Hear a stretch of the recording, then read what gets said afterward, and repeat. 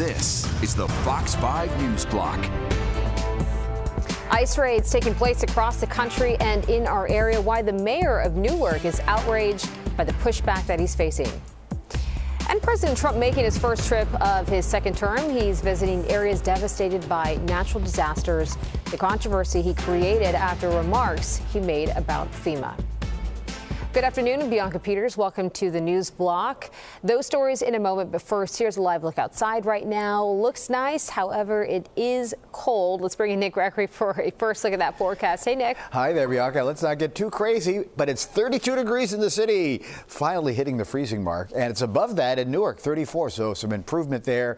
But you get north of town, and it's back below freezing, but still better than it's been. White Plains, Poughkeepsie, 31 there to Sussex, New Jersey, and low 30s taking us across the island down to the Jersey Shore. But again, little baby steps here. We're 4 to 5 degrees warmer than this time yesterday, so we're marking that improvement. With a westerly wind, it's averaging about 10 miles per hour. It's been a little breezy at times as we've gone through the day. You look at satellite view, and there are some clouds and snow showers up to the north, but we're not really going to deal with much of that tonight. In fact, that's all going to stay off to our north. You'll see in our futurecast just a few clouds overnight. It's going to be a colder night, though. Yeah, we're going to drop you down about 18 in the city. Notice 14 down at Belmar, high teens to the Hamptons, and yeah, we're going down to the single digits, maybe even somebody getting close to zero again in those colder spots to the north and west. Tomorrow's be a beautiful day, sunny, but again, we're taking a step backwards. Only going to get to about 30 for the high for tomorrow in town, and just again close to that on the island, and it is going to be mostly mid and upper 20s as we get on in towards the lower Hudson Valley, northern New Jersey. Tomorrow night, a lot of clouds will come in, so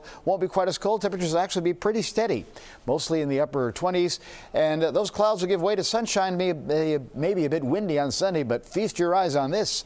40 for Midtown, 41 for Belmar, high 30s from the North Jersey area into Connecticut. So we'll wait for Sunday to really start to thaw out, Bianca. All right then, Nick, thanks so much. Well, so developing news now on the migrant crisis. ICE raids and deportations appear to be in full swing, but some of these moves sparking outrage right here in our area. Stephanie Bertini is live in Newark with more on that and where the controversial raid took place. Hey, Steph.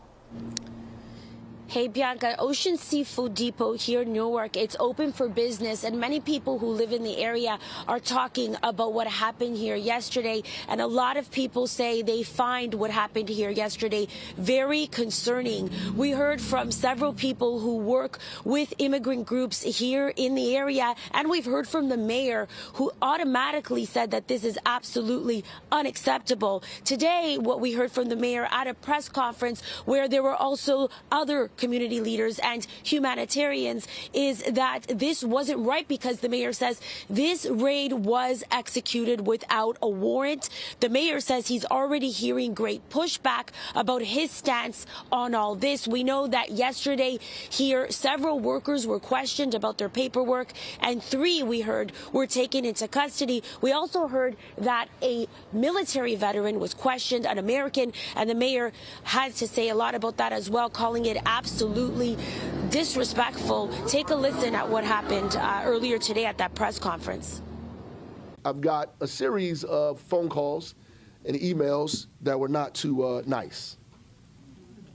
One of them says, "Oh, you're not going to stand idly by. These are dangerous rapists and murderers that the liberals in this country have protected far too long. You want to defy the federal government? F around and find out what will happen, you little whatever." The problem with this is that none of these people were rapists or murderers or criminals. The problem with it is that ICE went in there without a warrant. We spoke with a woman who works here at the fish place as she was into work this morning, and she says she was here when the raids happened yesterday. She says it was extremely scary. That's the sentiment in the community. We've heard from several people who work with immigrant and migrant groups that there's a lot of undocumented people who live here around Adams Street here in Newark where the ICE raid happened. And so a lot of people around here and across New Jersey, across the tri-state, are concerned as we continue to report on these ICE raids, Bianca, that we're seeing in cities across the nation. Back to you. All right, Stephanie, thank you for the update. Meanwhile, migrant deportation flights now underway. The White House posting these photos of migrants boarding planes. The first flight took off from El Paso, Texas, and is headed to Guatemala. ICE says there have been more than 500 arrests in just the past 24 hours. White House officials say these deportations have been focusing on migrants with a criminal history. We're going to get them all out of here and restore safety and security to our cities. That's what the voters expressed on November 5th. We'll continue to do the work that we do to help people legalize their status, and we won't be intimidated by these policies. Well, officials say border crossings have dropped 35% since President Trump took office Monday. Meanwhile, President Trump making the first trip of his second term. He is touring parts of North Carolina devastated by Hurricane Helene and meeting with some of those impacted by it. He also created some controversy, saying he is considering getting rid of FEMA or overhauling it. The president says natural disasters should be handled by state governments, not the federal government. FEMA has really let us down, let the country down, and I don't know if that's Biden's fault or whose fault it is, but we're going to take over and we're going to do a good job. That's all. Well, President Trump did say the country would give North Carolina the financial support it needs. An officials estimate that the damage was done and the recovery efforts will cost at least $53 billion. And then later today, President Trump will visit parts of Southern California devastated by wildfires. The AP is reporting that the president is planning on holding a roundtable with members of Congress from both sides of the aisle to discuss the matter in Santa Monica. As for the first progress, it's being made against one of them, the Hughes fire. Now more than a third contained and evacuation orders are being lifted. But two new fires sparked yesterday in the San Diego area, prompting evacuations. Rain has finally been forecasted in Southern California this weekend, and potentially deadly winds have also been dying down. Meanwhile, Trump's pick for defense secretary is expected to be confirmed later tonight. The Senate advanced the nomination of the former Fox News host Pete Hegseth yesterday. That vote was mostly along party lines, with only two Republican senators opposing Hegseth's nomination. Hegseth has previously denied multiple allegations of sexual assault, abuse, misuse of funds for veterans, and abusing alcohol. Turning now to the conflict in Gaza, more hostages expected to be set free, and Hamas has released the names of those 4 hostages. They're scheduled to be released tomorrow. It is all part of a 6-week ceasefire deal between Israel and Hamas. There are still 90 hostages being held in Gaza, but it's not clear how many of them are still alive. Relatives are calling on Israeli Prime Minister Benjamin Netanyahu and President Trump to continue pressing for the releases before the window runs out. Sunday, 3 Israeli hostages were released in exchange for hundreds of Palestinian prisoners. And in our area, New Jersey Governor Phil Murphy wants more information about the impact of congestion pricing in his state. Murphy writing a letter to the Port Authority requesting monthly data on the effects of the tolls, including how less cars going into Manhattan will affect Port Authority revenue and bridges and tunnels. New Jersey continues to litigate the congestion tolls in court, but Murphy says that data will help build New Jersey's case against New York. Meanwhile, a home in Flushing going up in flames, and lithium-ion batteries are once again suspected as the cause. The blaze breaking out on 60th Avenue early this morning. Stacks, lots of those batteries, and at least one e-bike were found in that home. 3 people were injured. One neighbor was jolted awake as firefighters entered his home just to put out the fire.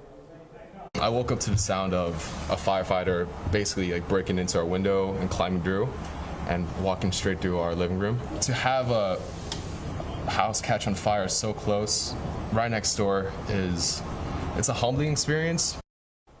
The FDNY hasn't officially confirmed the lithium-ion batteries as the cause, but with a history of these batteries catching fires, it is pointing in that direction. Well, 'tis a season of salting the roads and sidewalks. It is an essential step during the winter season, but many in the area are complaining that this time around the city may have gone a bit overboard with the salt. Fox 5's Dorothy Geraldino shows us how New Yorkers are dealing with these salty streets. Business at the First Avenue Detail Center is booming. People lined up around the block to get into this car wash to get road salt residue off their cars. I had my car parked for 2 days and it was completely white. Completely white? The windows, everything. So that's why I have to get it washed out. In anticipation of that Arctic blast and snowstorm that blanketed our area, the city's Department of Transportation sent out legions of salt trucks to reduce icy road conditions. But have you noticed there seems to be more salt on the streets than usual? It's more grayer than usual. This road salt, it's all over the city. Normally, DOT lays about 20 million pounds of salt across the 5 boroughs during any ice event, but for the last storm, they laid out 40 million pounds of road salt, and it's everywhere. The mix they put on the streets isn't just salt. It contains chemicals that can corrode your car, eating away at the paint and metal. And these drivers know it. Doesn't look good, right? I gotta wash it. Road salt can also irritate your dog's paws, so wipe them off after walks. And don't forget the salt on the bottom of your shoe. Experts say if you don't take off your shoe or clean that shoe before you go inside of your apartment, that salt will scratch up your hardwood floors or worse. But even with all those precautions, some people say when there's this much salt on the streets, it might even wind up in your bed. What about your shoes? Do you clean your shoes before you go into your house, or you take that salt inside? What do you do? I take the salt inside. You don't take off your shoes before you go? I live in an apartment. In Harlem, Duarte Geraldino, Fox 5 News. That is quite interesting, especially as we take a look outside right now. Nick, we are definitely seeing a lot of that salt still left over, so much of it. It's everywhere. I mean, this is the most I've ever seen, I think, really, just as Duarte was reporting. Lots of salt out there. What we need is a good rainstorm, right, to come down and sort of clean everything out. That's not happening anytime soon. In fact, no storm is happening anytime soon.